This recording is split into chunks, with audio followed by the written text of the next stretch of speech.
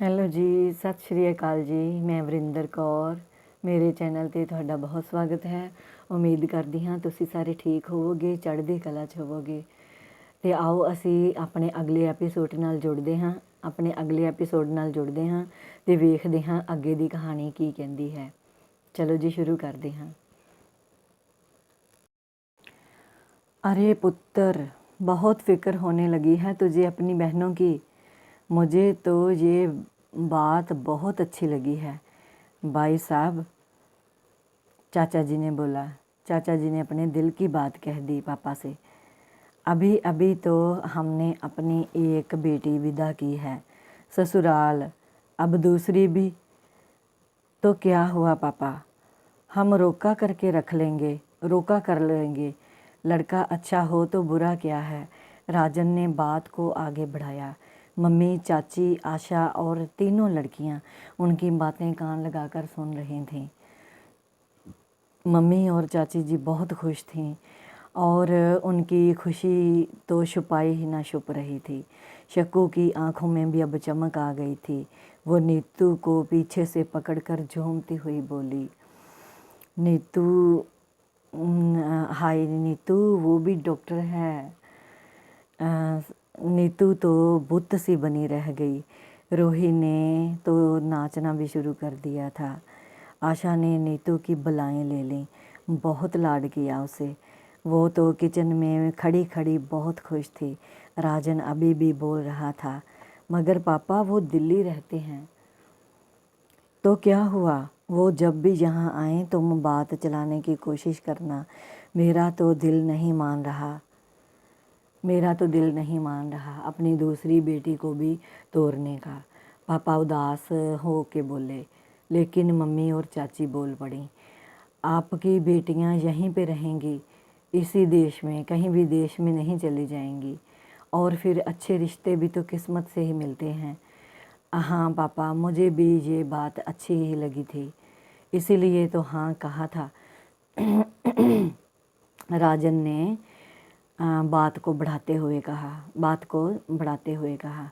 सबके चेहरों पर रौनक थी। आशा, शक्कू और रोही नीतू को जकड़ कर बैठ गईं। अरे हमारी प्यारी सी गुड़िया, तुम भी बन गई दुल्हन भाई।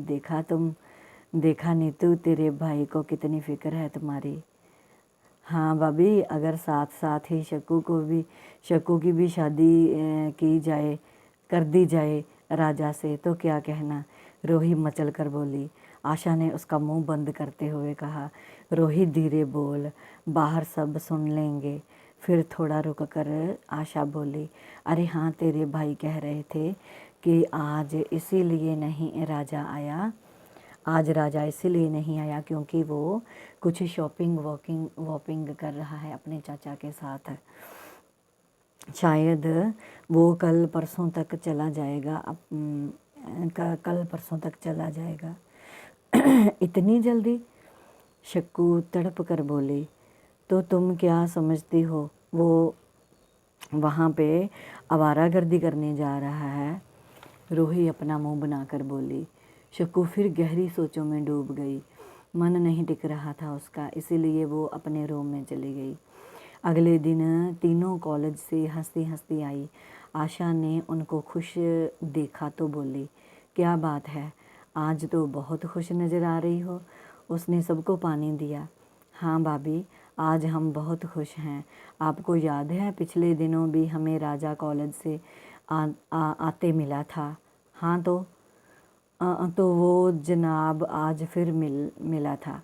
उसने रेस्तरां में हमें लंच भी करवाया और आइसक्रीम भी खिलाई और हमसे ढेर सारी बातें भी की। रोही और नीतू ने आशा को सब बता दिया। शक्कू भी बहुत खिली खिली नज़र आ रही थी। ग्रीन रंग का प्लेन सूट पहन रखा था उसने। आशा उन तीनों के पास बैठती हुई बोली, तो क्या बातें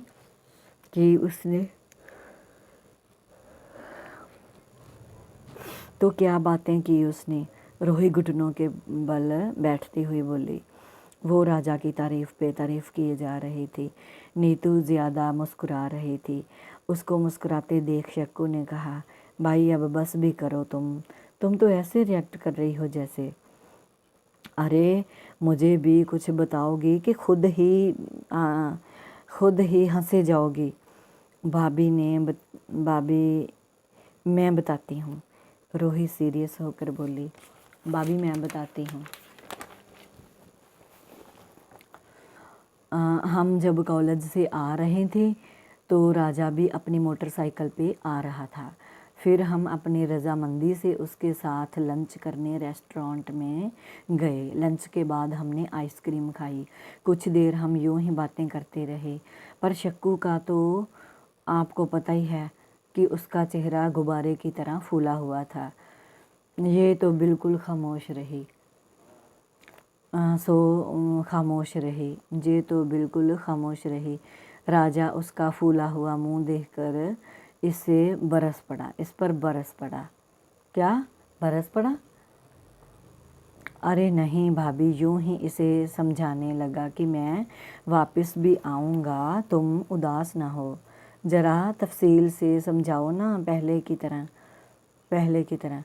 अच्छा, तो फिर उसने उसका कोमल सा हाथ पकड़कर कहा, देखो शक्कू, तुम नहीं चाहती कि मैं कुछ करूं। मैं अपने पैरों पर खड़ा हूं। मैं भी तुम्हें पाने के काबिल हो जाऊं। अगर तुम ऐसे उदास रहोगी तो मुझे ज़्यादा दुख होगा। मैं चाहता हूँ कि मेरे जाने के बाद तुम हंसकर समा बिताओ और मैं कुछ बन कर आ जाऊं। तुम मुझे हंसकर विदा करो और मैं कुछ बन जाऊं, कुछ तुम्हें ब्याहने के लायक बन जाऊं। तो मैं यहाँ आऊँगा तुझे लेने के लिए और फिर मैं तुम्हें फ़ोन करता रहूँगा। ऐसे कहता था वो कि मैं तुमको फ़ोन भी करता रहूँगा। रूही हंसती जा रही थी और शक्कू धीरे धीरे हंसती जा रही थी। उसको राजा की इन बातों से बहुत सुकून मिला था, बहुत तसल्ली मिली थी। शक्कू ये सब सुनकर ठंडी सांस लेती हुई बोली।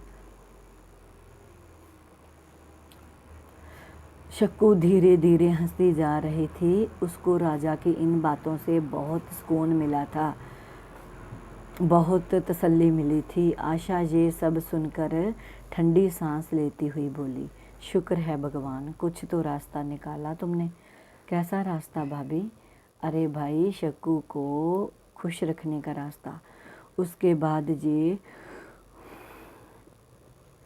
बाद ये जब भी उदास होगी तो ये बातें खुद तो असर छोड़ेंगी ना इस पर। कुछ तो बातें असर छोड़ेंगी ना इस पर। हाँ, ये तो है। तीनों बेबाक हंस पड़ी। आशा संभल कर दोबारा बोली, क्या आज वो आएगा? नहीं, आज वो नहीं आएगा। हाँ, आज क्या, वो तो कल भी शायद नहीं आएगा।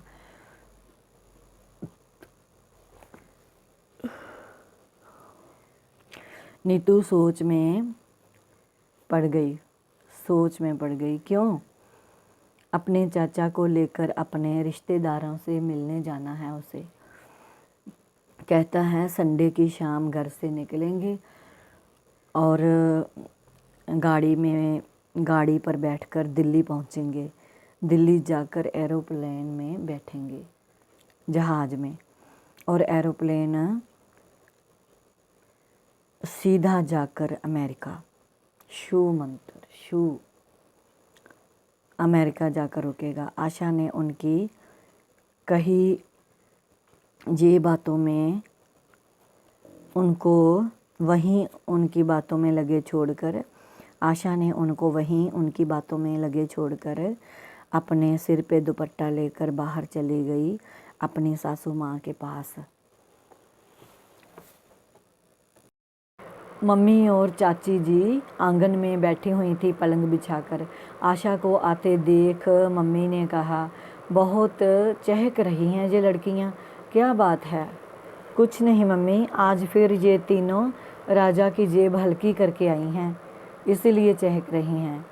यही 1-2 दिन है, कर ले मौज मस्ती, फिर अपने आप ही समझ जाएंगी। चाची जी स्वेटर बुनती हुई बोली। तो फिर क्या हो जाएगा इनका, पापा तो हैं ना दोनों तीनों पे खर्चा करने वाले, उनके लिए खर्चा करने के लिए। ओफो मम्मी, पापा जी भी ओफो मम्मी, आप भी फिर क्या हुआ, आप भी फिर क्या हुआ, जो 10-20 खर्च भी कर लें, ये चिड़ियाँ क्या हमेशा ही हमारे पास रहेंगी। आशा किसी गहरी सोच में पड़ी हुई बोली। चाचा जी भी उदास लहजे में बोले, चाची जी भी उदास लहजे में बोले, एक का तो भाई ले आया है रिश्ता फिर से। अरे हाँ चाची जी, कह रहे थे कि वो आदमी कहता है लड़का बहुत अच्छा है और नेक भी है। आहो बेटा, पर इतनी जल्दी कोई बात नहीं, कोई बात नहीं। हम कहेंगे कि अभी हमें सिर्फ मंगनी ही करनी है, शादी थोड़ा रुक के करेंगे, रुक के कर लेंगे, अभी उसकी उम्र ही क्या है। बातों बातों में शाम पड़ गई थी और यूं ही हल्ले गुल्ले में रात पड़ गई थी। सुबह हुई तो शक्कू एक नई उम्मीद को लेकर उठी। उसका दिल बेसब्री से किसी का इंतज़ार कर रहा था। किचन में मम्मी और आशा भाभी को देखकर उसने चाय की फरमाइश की। मम्मी उसे चाय पकड़ाने से पहले अपना रोज़ का भाषण देना ना भूले।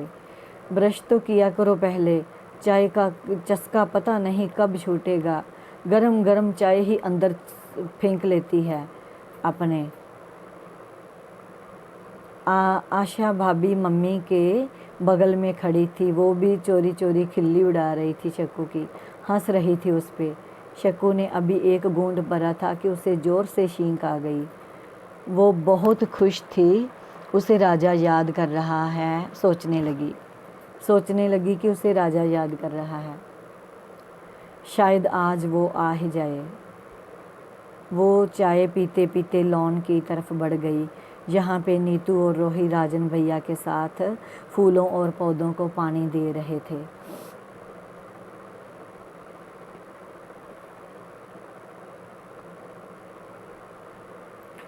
फूलों और पौधों को पानी दे रहे थे। नीतू उसे आते देखकर बोली, आ गई सुस्ती का माल। उसकी इस बात से शक्कू से भी रहा ना गया। वो झट से बोली, आज तुम जो नहीं सो पाई इसीलिए कह रही हो। खिली खिली धूप में शक्कू का रंग और भी निखर गया था। वो आराम से खड़ी ये सब देखती रही। रंग बिरंगे पौधे और साथ में चाय की चुस्कियाँ ले रही थी। फूल बहुत प्यारे लग रहे थे, जैसे वो उन सब से बातें कर रहे हों। शक्कू ये सब बड़े प्यार से देख रही थी। सबसे ज़्यादा प्यारे उसे वो फूल लगते जो गेट के दाएं बाएं लगा रखे थे। ये फूलों की क्यारियाँ शक्कू और शाहीन ने लगाई थीं, और कुछ फूल ऐसे थे जो पापा ने लगाए थे। वो बाहर से दूसरे पौधे भी लाए थे। पापा, चाचा जी और राजन भैया संडे के संडे इन सब का बहुत ख्याल रखते, पर आज सैटरडे की छुट्टी होने पर आज ही इनकी देखभाल में लग गए। पापा और चाचा जी दूसरी तरफ थे, लॉन के दूसरी तरफ। वो शायद कुछ नए पौधे लगा रहे थे। शक्कू अभी पापा की तरफ मुड़ी ही थी कि राजन ने उसे आवाज़ दी, शक्कू इधर आओ, ये पकड़ो और पापा को दिखाओ। भैया ये फूल आपने क्यों हटा दिया यहाँ से? क्योंकि यहाँ पे इसके लिए जगह थोड़ी है, और थोड़ी जगह पे ये कैसे फूलेगा, इसीलिए इसे खुली जगह पे लगाओ। शक्कू ने देखा था उस फूल को छोटे छोटे बीज और पत्ते भी निकल रहे थे। पापा और चाचा जी को पकड़ाते बोली, पापा जी ये फूल का छोटा पौधा यहाँ पे लगा दीजिए। पापा ने वो छोटा फूल का पौधा एक गमले में लगा दिया। वो बहुत खूबसूरत लग रहा था, छोटा सा। उसके बाद राजन भाई ने हर एक पौधे को पानी दिया। पापा और चाचा जी के सारे कपड़े खराब से हो गए मिट्टी से। और राजन भाई के पानी से। उनके गोरे गोरे पैर बड़े सुंदर लग रहे थे। शक्कू तो अपने आप को बचा बचा कर काम कर रही थी। नीतू ने रंबे से और छुरियों से गुड़ाई खुदाई की। ये तीनों लड़कियां तितलियों के पीछे पीछे जाती तो तितलियां क्या इनके हाथ आती। राजन इन सब को डांटता, पर ये थी कि बस। सुबह के 11 बज गए थे। यहाँ से फ्री होते होते सब ने नहा धो लिया, बस राजन ही रह गया था। वो अभी तक पौधों को पानी दे रहा था। आशा ने देखा कि लॉन में उनके सिवा कोई नहीं है, सो वो भी धीरे धीरे उधर चली गई। मिट्टी और पानी से सारी ज़मीन खराब कर रखी थी। वहाँ तो पैर रखने की भी जगह नहीं थी। आशा अपनी सलवार को ऊपर तक हाथों से पकड़कर चल रही थी। राजन उसे अपनी तरफ आते देखकर और भी मस्त हो गया। वो तो खुद चाहता था कि वो उसके पास आए। आशा भी कीचड़ में आने से हिचकिचा रही थी। वो पास आकर बोली, आज यही रहेंगी आप? क्यों, तुम्हें अच्छा नहीं लग रहा? अच्छा तो है, पर और भी काम है। सभी नहा धोकर चले गए हैं और आप भी नहा लीजिए। कोई बात नहीं, आप आ गई हो, अब मुझे आना ही पड़ेगा। राजन आशा का चेहरा देख रहा था। सूर्य की किरणें उसके चेहरे को और भी सुंदर और आकर्षक बना रही थीं। तो ठीक है, ਅੱਜ ਦੀ ਜਿਹੜੀ ਸਟੋਰੀ ਹੈ ਅਸੀਂ ਇੱਥੇ ਹੀ ਸਮਾਪਤ ਕਰਦੇ ਹਾਂ। ਤੇ ਮੇਰੀ ਇਸ ਸਟੋਰੀ ਨੂੰ ਤੁਸੀਂ ਲਾਈਕ ਕਰਨਾ, ਸ਼ੇਅਰ ਕਰਨਾ ਤੇ ਕਮੈਂਟ ਜ਼ਰੂਰ ਕਰਨਾ। ਮੇਰੇ ਚੈਨਲ ਨੂੰ ਤੁਸੀਂ ਸਬਸਕ੍ਰਾਈਬ ਵੀ ਕਰਿਆ ਕਰੋ। ਤੇ ਕੱਲ ਨੂੰ ਮਿਲਦੇ ਹਾਂ ਅਸੀਂ ਦੂਸਰੇ ਐਪੀਸੋਡ ਨਾਲ। ਤੇ ਅੱਜ ਅਸੀਂ ਇਸ ਐਪੀਸੋਡ ਨੂੰ ਇੱਥੇ ਹੀ ਖਤਮ ਕਰਦੇ ਹਾਂ। ਸਤਿ ਸ਼੍ਰੀ ਅਕਾਲ ਜੀ, ਰੱਬ ਰਾਖਾ।